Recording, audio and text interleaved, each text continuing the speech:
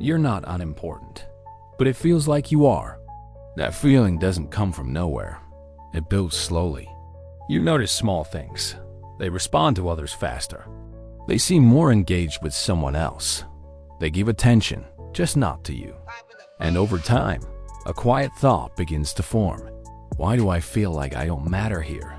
The feeling of being unimportant is rarely about one single isolated moment. It's not a sudden realization. Instead, it's about how a series of repeated moments are interpreted and woven together in your mind. It's the cumulative effect of these small observations that leads to a profound sense of being overlooked or undervalued. Think of it like a mosaic, where each tiny tile, each interaction, contributes to the larger picture of how you perceive your standing in a relationship. You replay interactions in your mind meticulously. You remember how they responded to your message, perhaps hours later, or with a brevity that felt dismissive. You recall a time you shared exciting news, and their reaction was lukewarm. A stark contrast to the enthusiasm they showed for someone else's similar achievement. You compare it to how they treat others. You notice the difference in tone when they speak to you versus when they speak to someone else. A warmth and eagerness, a genuine curiosity that seems absent in your exchanges. You observe the difference in attention, how they lean in, make eye contact, and ask follow-up questions with others. While with you, their gaze might wander, or they might seem distracted.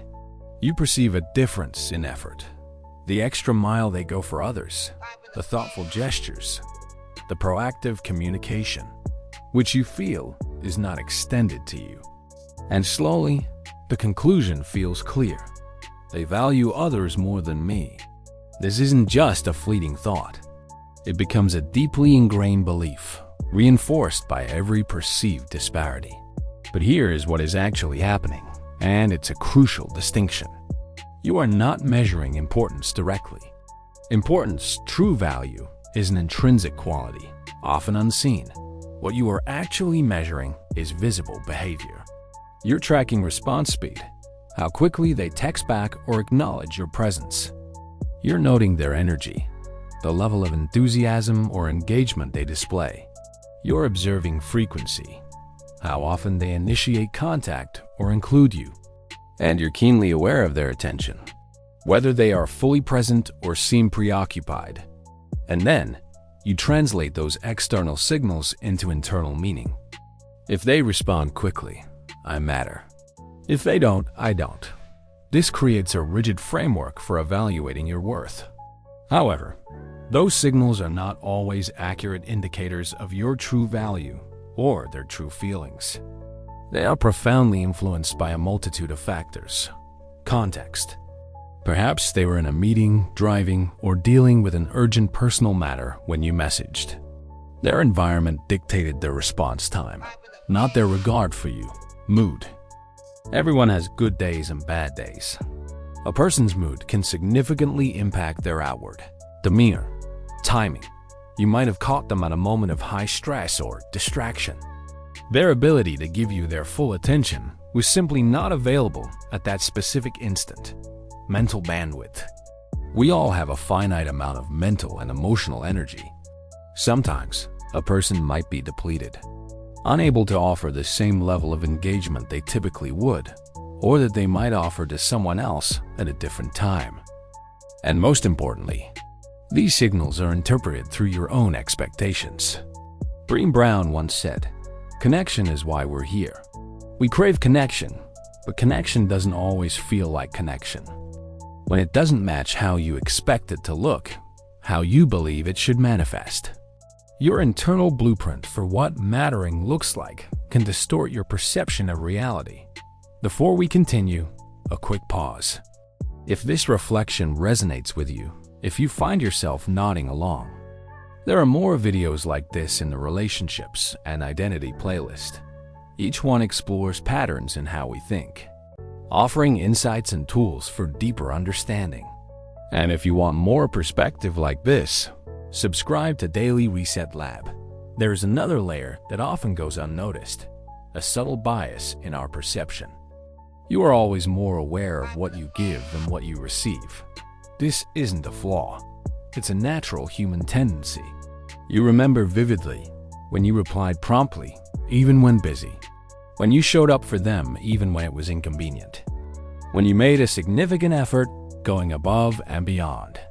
These acts are etched in your memory because they required conscious energy and choice from you. But you don't track the other person's effort with the same clarity. Not because it's not there, but because it doesn't necessarily follow your pattern, your preferred mode of expression. Perhaps they show up in ways you don't immediately recognize as effort, or their gestures are quieter, less overt than your own. So, your effort feels larger, more consistent, more visible to you. And that imbalance in perception creates a feeling of inequality, a sense that you are investing more, caring more, or trying harder. This can happen even when the reality may be far more complex, with both parties contributing in their own unique and sometimes unacknowledged ways. For example, you might remember sending a thoughtful gift, while they might remember consistently offering a listening ear, a form of support you might take for granted. There is also a silent, often unconscious, comparison happening. You're not just looking at how they treat you in isolation. You're looking at how they treat others. Their best friend, their sibling, their new romantic partner. And you're using that as a reference point, a benchmark against which your own experiences are measured. This is where the feeling intensifies, where the sting becomes sharper. Because now it's not just, how do they treat me? It evolves into a more loaded and painful question. Why do they treat others better? And that question carries immense emotional weight. It feels like a personal indictment, a judgment on your inherent worth. Because it starts to feel personal, as if there's something inherently lacking in you that prevents you from receiving the same level of attention. But in many cases, it is not personal in the way it feels. It is contextual.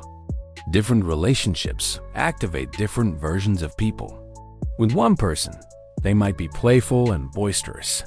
With another, deeply serious and contemplative. Different energy levels are brought to different connections. Different dynamics are at play. A long-standing friendship has a different rhythm than a new acquaintance. And different levels of expression are natural. Some people are more effusive with certain individuals and more reserved with others. This doesn't diminish your value. It simply reflects the multifaceted nature of human interaction. The profound shift, then, is not to force yourself to stop caring about connection or about how you are treated. And it's certainly not to convince yourself that nothing matters, adopting a stance of apathy. The true shift is to change what you are using to measure your value and the quality of your relationships. Instead of asking the emotionally charged question, why don't they treat me like they treat others? A question that often leads to self-doubt and resentment. Ask a more empowering and insightful question. What am I interpreting as proof of importance? This reframing is critical, because the moment you examine the measurement itself, the criteria you're using to assess your worth, you weaken the conclusion.